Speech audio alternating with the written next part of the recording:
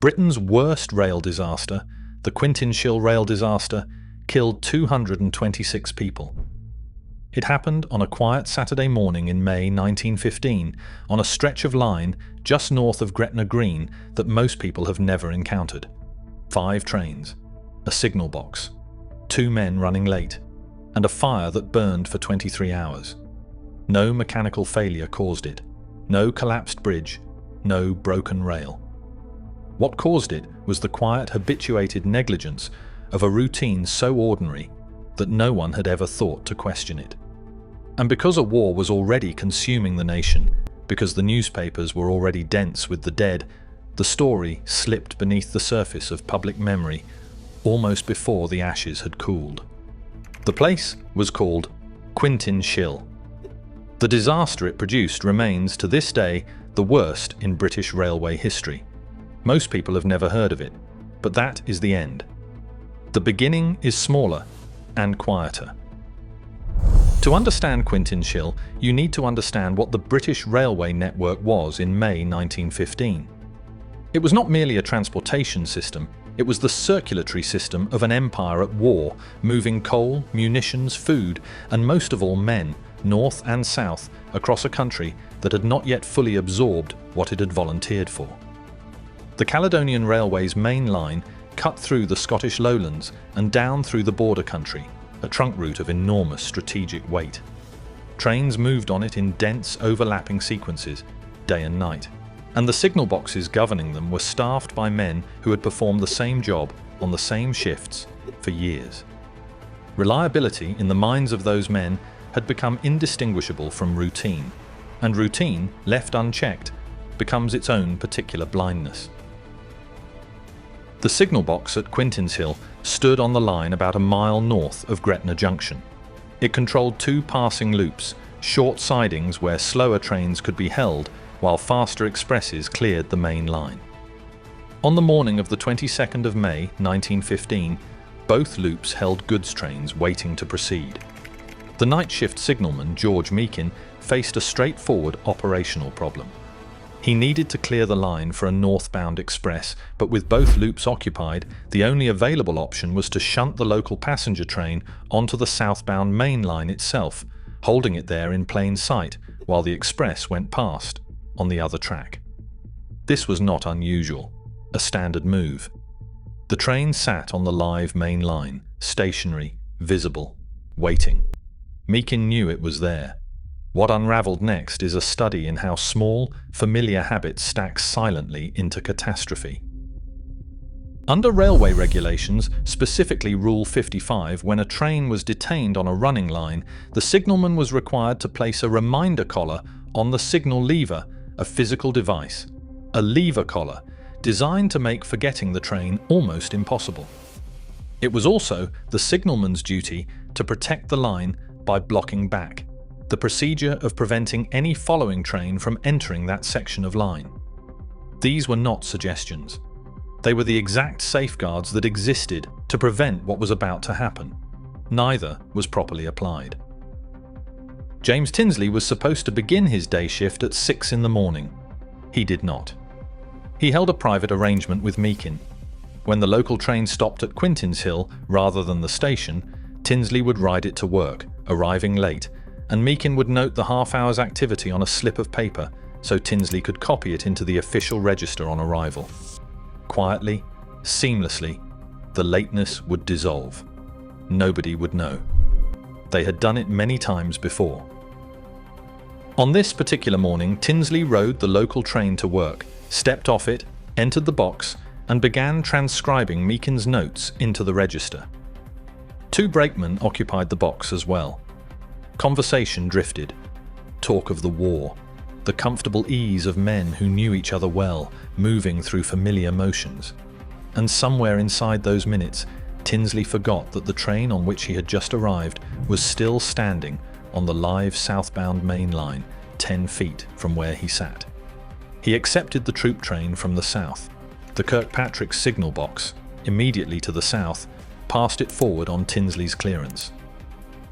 That troop train carried 500 men of the 1st 7th Battalion of the Royal Scots, the Leith Battalion, part of the 52nd Lowland Division, travelling south from L'Arbert toward Liverpool and from there to the Dardanelles, bound, ultimately, for HMT Aquitania and the campaign at Gallipoli. Their carriages were old. The railway companies had pressed obsolete stock back into service under the strain of wartime demand, wooden-framed coaches lit by pinch gas, reliable enough in ordinary circumstances. The train was travelling at speed. It struck the stationary local train at 6:49 in the morning. The collision was immediate and total. The old wooden coaches of the troop train telescoped and splintered on impact, the front carriages folding into one another in seconds. 60 seconds later, the northbound express from London to Glasgow ploughed into the wreckage from the other direction. 5 trains now occupied a stretch of line that had been clear moments before. Then the gas ignited. The fire burned for 23 hours, so complete, so thorough in its destruction, that the regimental roll vanished in the flames, along with many of the men it named. Of the 500 soldiers aboard the troop train, only 60 answered at roll call the following morning. Of the 216 confirmed dead, only 83 were ever identified. 4 additional victims, believed to be children, were never claimed at all. Not one name, not one family. Gone. The official inquiry fell to Lieutenant Colonel Druitt of the Board of Trade, who delivered his report on the 17th of June, 1915. His finding was direct. The disaster resulted from want of discipline on the part of the signalmen, compounded by Meakin's lax handover, and by both men's failure to apply the rules, Rule 55 specifically, designed to prevent a signalman from forgetting a train on the line. The failure to block back had left that line open, unguarded, to whatever came next. Both were convicted of culpable homicide in Scotland. Tinsley received 3 years. Meakin received 18 months. One explanation holds that the matter was straightforward. Rules existed. Rules were broken. Lives were lost. A competing account, developed in later decades by researchers including Adrian Richards and Jack Searle, argued the picture was considerably wider, that the failures stretched beyond 2 men in a signal box, that the obsolete gas-lit wooden stock carried its own portion of responsibility, and that the railway company may have found it convenient for all weight to rest on 2 working men. These remain attributed positions.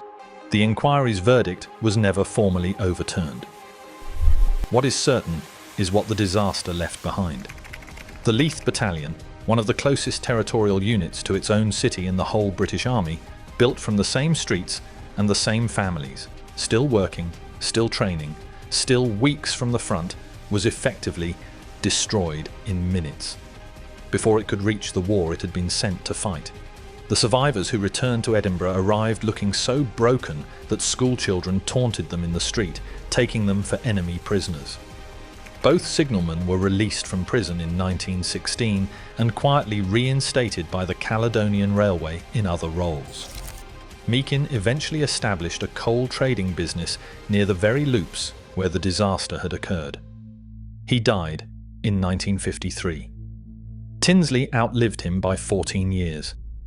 The signal box at Quintinshill closed in 1973, made redundant by the Carlisle Signalling Centre.